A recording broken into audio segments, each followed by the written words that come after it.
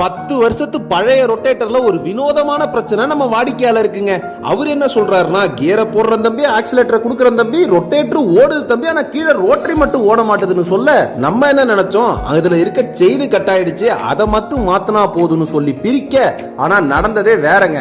பிரிச்சுட்டு பார்த்தா உள்ள இருக்கக்கூடிய சப் ஆக்சில் கட் ஆயிட்டு செயின் எல்லாம் கல்லு குண்டு மாதிரி நல்லா தான் இருந்துச்சு. ஆனா சப் ஆக்சில் கட் ஆகிறதுக்கு முக்கியமான காரணமே சப் ஆக்சிலோட அவுட்டர் கவர் தேஞ்சிருக்கும். இதை நிறைய பேர் கவனிக்க மாட்டீங்க. இதனால வயல்ல இருக்கக்கூடிய வேறு, செடி, கொடி, அப்புறம் முக்கியமா இந்த கம்பி வேலி சொல்லுவாங்க, அதெல்லாம் பாத்தீங்கன்னா சைடு வழியா ஏறி சப் ஆக்சில் ஓவர்லோட் ஆகி கட் ஆகும்.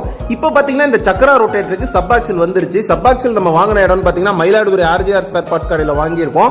சோ பக்காவா கொடுத்துருந்தாங்க. உங்க ரொட்டேட்டர்ல இந்த மாதிரி ப்ராப்ளம் வரக்கூடாதுன்னா ஒரு 150-200 ஏக்கர் ஓடுனதுக்கு அப்புறம் ரொட்டேட்டரை பரட்டி போட்டு பேரிங், ஆயில் சீல் எல்லாம் கரெக்டா இருக்கான்றதை செக் பண்ணிக்கோங்க. அப்படி சரியில்லைனா உடனே மாத்திடுங்க. இந்த வீடியோ மறக்காம ஷேர் பண்ணிடுங்க. இப்ப எல்லா வேலையும் முடிச்சுட்டு ட்ரையல் பார்த்துட்டு என்னோட வேலைகள் புரிஞ்சா சப்ஸ்கிரைப் பண்ணி ஃபாலோ பண்ணிக்கோங்க.